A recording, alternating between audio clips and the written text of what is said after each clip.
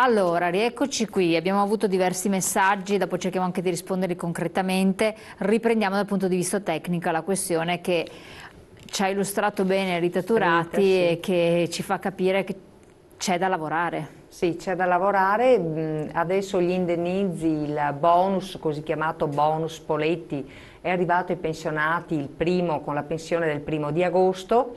I pensionati, che era circa... ma variava dai 200 euro minimo fino a un massimo di quasi 1000 euro lordi. Poi tassato, è stato tassato col 23%, è stato soggetto a perché dicevano che separata. è stato tassato. Sì, Poi.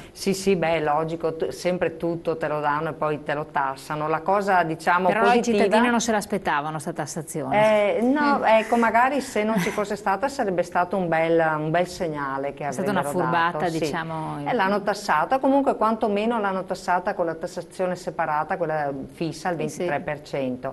È certo che adesso noi siamo in campo, proprio come diceva Rita poco fa, siamo in campo perché cerchiamo di far sì che la questione torni alla Corte Costituzionale e quindi speriamo in un nuovo pronunciamento in modo che i pensionati che sono stati così gravemente danneggiati da quel provvedimento vengano ulteriormente risarciti. Ecco, io ricordo che noi abbiamo elaborato un programmino di calcolo. Coloro che hanno ottenuto questo bonus con la pensione di agosto possono andare nelle nostre sedi, nelle sedi dello SPCGL, e possiamo controllare se è giusto. Per coloro che pensano di averne diritto, e allora qui chiarisco una cosa perché so che c'è molta confusione su questo. Per le pensioni fino a 3 volte il trattamento minimo, cioè circa 1500 euro mensili lordi, poi possono essere un po' di meno, sono un po' di meno, ma poi lo possiamo verificare nelle nostre sedi. Per quelle pensioni non è previsto nulla, in quanto negli anni 2012 e 2013 hanno ottenuto la rivalutazione della loro pensione. E questo di cui stiamo parlando riguarda le pensioni di importo superiore ai 1500 euro mensili lordi. E noi stiamo proprio cercando di trovare il modo, attraverso alcune cause così mirate, come diceva Rita, ma anche di studiare come in caso di sentenza della Corte Costituzionale favorevole siano tutelati tutti quanti i pensionati, tutti, anche coloro che non hanno fatto nessun procedimento. Su questo noi ci stiamo lavorando. È una cosa molto delicata, voglio dire ai nostri pensionati e alle pensionate che ci stanno seguendo in questo momento. La cosa è molto delicata. Ci sono altre associazioni, enti o cose che hanno magari aperto raccolte di firme dicendo sì, si può fare di qua e di là. La questione è delicata, sono impegnati a studiarla il collegio dei legali del nostro patronato Inca e noi stiamo sul pezzo, insomma cercheremo di dare una risposta che tuteli tutti quanti, come dicevo. Qualcuno potrebbe non aver ricevuto nulla ad agosto e quindi per questa tipologia esatto, abbiamo avuto un incontro a livello nazionale con l'INPS.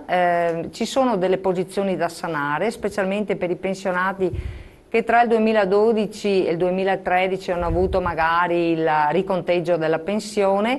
Per quelle posizioni l'INPS ha trovato un ostacolo col proprio sistema di calcolo e quindi però saranno pagate massimo a gennaio, sarà pagato l'indennizzo. Ecco, su questo comunque per domande poi di tipo particolare rimando alle nostre sedi, alle nostre numerosissime sedi sul territorio. Ecco, volevo chiedere, voi fate anche, dopo entriamo anche nel dettaglio, Rita Turati, hai controllato la tua pensione, è una campagna di comunicazione effettiva, poi che anche operativa, che state diffondendo, che poi vediamo che cosa vuol dire. Non so se in regia sono riusciti ad avere il file del nostro volantino. Puoi controllare la pressione, è bene, lo SPI cura i tuoi diritti, quindi anche la pensione va curata. Già, continuiamo la campagna che abbiamo chiamato controllare la pressione, perché sappiamo quanto è importante, soprattutto per le persone di una certa età, controllare costantemente la pressione. ma anche importante dal punto di vista economico controllare la propria pensione. Ora noi nel mese di ottobre lo stiamo dedicando, stiamo predisponendo la nostra presenza in tutte le piazze del Veneto, nelle 7 province del Veneto. Ci saranno dei nostri gazebi, ci saranno delle nostre postazioni, in qualche caso ci sarà il camper dello SPCGL, e lì, come posso dire, in tempo reale faremo il controllo della pensione di coloro che vorranno rivolgersi a noi. Si ricordino di mettere in borsa il codice fiscale, perché ci servirà poi per collegarci con la banca dati dell'INPS per vedere la loro situazione, la situazione della loro pensione, e fare anche un controllo. Poi se non riusciremo, perché magari per fare questi controlli serve anche avere la situazione reddituale non solo della persona ma anche del coniuge, magari ecco, intanto gli daremo tutte le istruzioni e poi rimanderemo ad un appuntamento presso le nostre sedi. Ecco. Sì, prego. No, ci ho commentato un po' anche messaggi che arrivano, che soldi per fare magari grandi progetti di opere pubbliche, si riparla, no, del ponte sullo stretto, per fare altre attività magari si tirano fuori, però per i pensionati i soldi non si trovano mai, scrivevano i nostri telespettatori. Questa non l'avevo vista. Sì, vuoi una battuta politica su questo? Sì. È una vergogna, cioè non se ne può più, cioè noi siamo quei pensionati che fanno, l'abbiamo detto tante volte, però forse non ci rendiamo conto. Io leggevo un volantino oggi che mi è piaciuto molto, che diceva: ma quanto dura questa vecchiaia? Quanto deve durare? No?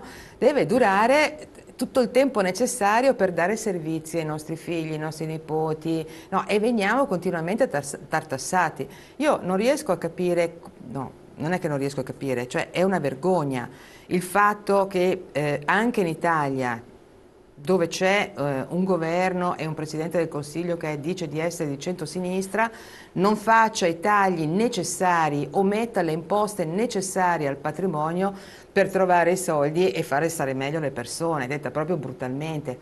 Noi lo diciamo continuamente, ma questo non sta succedendo. E appunto i soldi si trovano per fare queste schifezze qua, no? Per magari dare qualche soldino in più a delle organizzazioni che di trasparente hanno ben poco. Tra l'altro i cittadini, io sono molto d'accordo, siciliani non ne vogliono sapere, la maggioranza, guardavo un sondaggio anche recentemente del ponte di Messina, perché hanno le strade che non funzionano. Questo è vero da loro in un modo tragico, è vero anche da noi, certo. Eppure si continua a buttare via i soldi in questo modo. Cioè ci vorrebbe, io non lo so, ci vorrebbe una reazione civica da parte delle persone molto più forte. Questo per dire che, insomma, anche quel pezzettino che magari è meno conosciuto di altri, che noi tentiamo di fare, cioè educazione alla legalità, è uno di quei temi che qui, tranne pochissimi, affrontano, detta come va detta.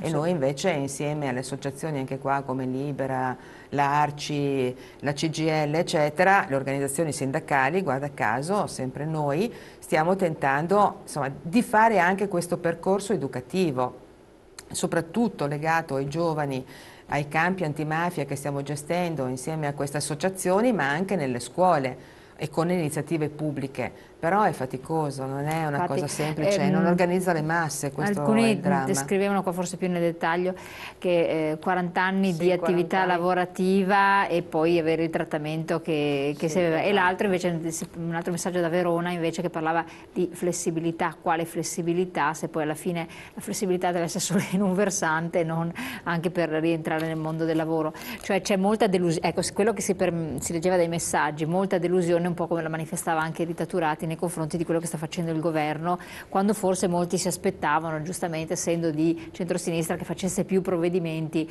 per il sociale, per più affini, o perlomeno interpellando le parti sociali, se non altro. Invece questo si vede che non sta succedendo e amareggia molti che magari avrebbero anche sostenuto questo governo, anche se tutti quanti sono consapevoli di non averlo mai votato.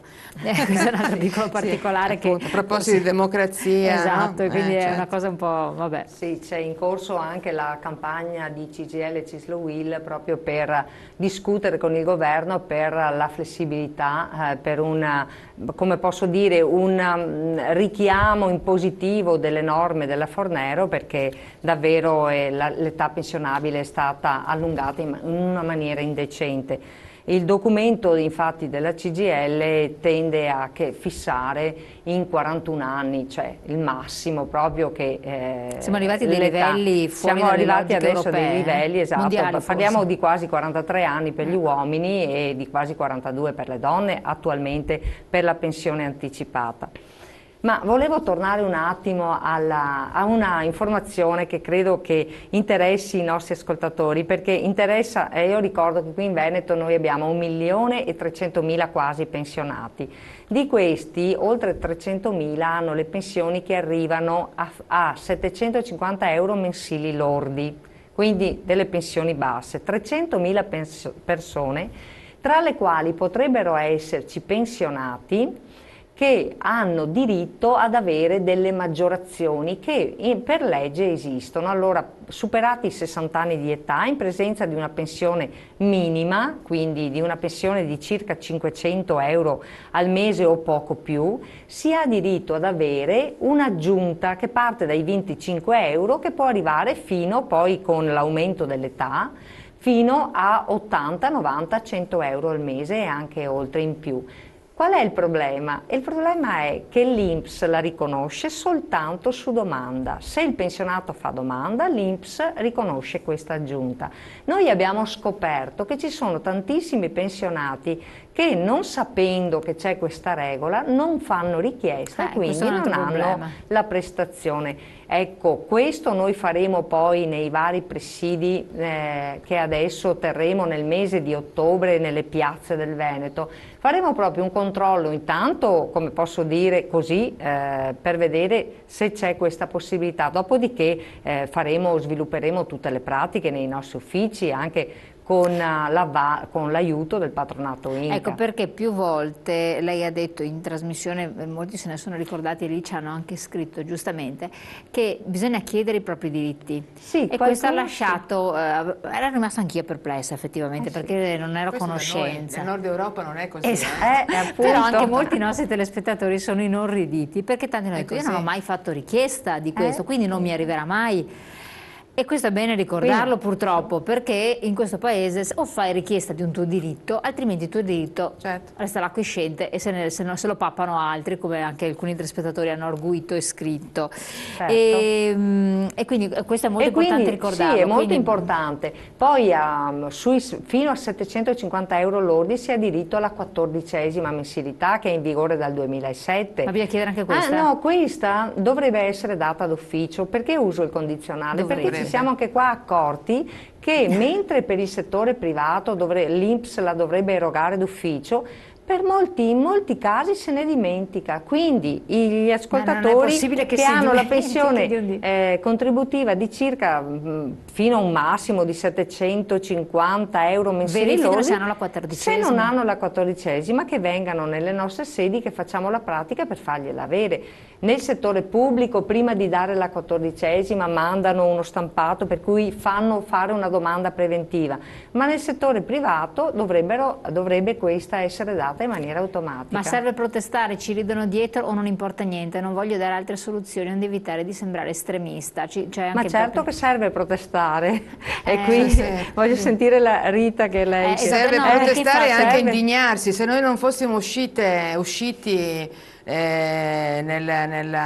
sotto la regione giovedì scorso, Zaia avrebbe proceduto e avremmo avuto altri soldi. Io volevo infatti fare questa domanda qua, ma allora, siccome abbiamo visto che in Italia, a prescindere, bisogna veramente sempre puntare i piedi, mandare giù duri pesantissimi, forse a livello nazionale dovremmo arrabbiarci di più, stai dicendo, certo, c'è un problema molto serio. Io sono arrabbiata quanto i telespettatori, cioè non è che siamo su fronti... Tutti i messaggi sono molto furiosetti. Sì, cioè noi dovremmo avere il coraggio di mettere in piedi una reazione un po' più consistente. Invece che cos'è successo nel corso di questi anni, purtroppo? Che le varie cose che hanno deciso, le varie leggi che hanno deciso, hanno da un lato sfiancato i lavoratori e le lavoratrici, perché fare sciopero oggi o fare mobilitazione... Ma forse non serve neanche a questo punto. È un problema. E secondariamente hanno lavorato moltissimo per dividere CGIL e CISL e UIL. E quindi divide e timpera, classica. È molto. E guarda che la crisi, quello che sta succedendo adesso a livello europeo, per esempio, è che uno si aspetterebbe, visto che per esempio le imprese non hanno più non sono più di nazionalità italiana o francese, eccetera, no? Sono tutte delle multinazionali. Sì, io mi aspetterei che il sindacato si mettesse assieme e facesse delle grandi vertenze europee. Invece cosa succede? La crisi ci ha chiusi dentro come nei gusci, capito? E ognuno difende il proprio orticello nella propria nazione, nel proprio paese, ed è, secondo me, chi ha provocato appunto questa crisi lo sapeva benissimo che sarebbe successo, e noi un po' ci siamo cascati. Io penso che ormai siamo arrivati al limite, penso questo. E quindi o ci si rimette assieme e si fa una battaglia comune, o altrimenti il declino sarà prepotente per tutti. E siccome io penso che nessun cittadino riuscirà, come si può dire, a risolvere i propri problemi da solo, o ci si mette assieme, insisto, e quindi si fa uno sforzo, oppure ecco, al posto sarà di Europa, peggio di quanto non stia succedendo. Adesso andiamo in pubblicità perché il tempo vola, però volevo ricordare che lei, se non sbaglio, l'11 settembre in Ungheria c'è stato il congresso della FERPA, sì, esatto, che è questa rappresentanza a livello europeo, praticamente sindacale, e lei è stata eletta nell'esecutivo, mentre Carla Cantone dello SPIE come presidente, no? Per questo periodo. Avere una rappresentanza, dividere per governare, il metodo uscito da celebri dittatori. Stanno continuando ad arrivare tanti messaggi. Sono d'accordo con questi messaggi, sì, esattamente così. E dopo rispondo io al telespettatore sul ponte di Messina. Era stato definitivamente detto no al ponte anni fa, ma stranamente architetti strapagati hanno continuato la progettazione, hanno a mangiare anche loro. Adesso il partito dittatore ha risumato l'idea, riforme per spese, per grandi opere vanno fatte. Vabbè, e dopo vediamo di rispondere anche alla signora da Ferrara, che diceva del discorso dell'opzione donna, dopo lo rivediamo appunto quel messaggio. È importante avere questa rappresentanza europea? Assolutamente sì. Cosa vuol dire in due parole? In due parole è provare a rispondere ai milioni di pensionati. Tu pensa che per esempio a livello europeo siamo 150 milioni di pensionati. 120, scusa, 120 milioni di pensionati, no? Abbiamo bisogno o no di una rappresentanza sociale?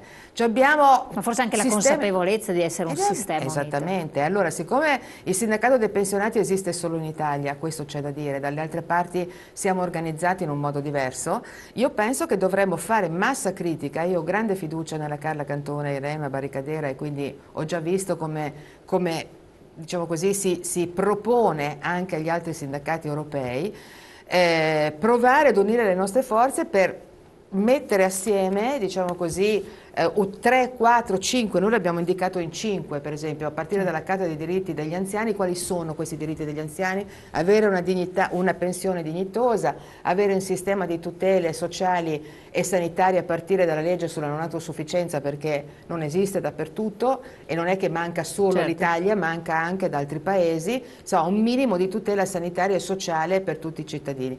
Allora, siccome noi crediamo in un'Europa dei popoli, in un'Europa sociale, bisogna che riusciamo a far emergere un sindacato che insomma prenda forza da tutto quello che c'è, 120 milioni di pensionati. Dovrebbe essere una massa importante. Esattamente. Torniamo su questi temi, pubblicità rapidissimi, poi siamo con voi.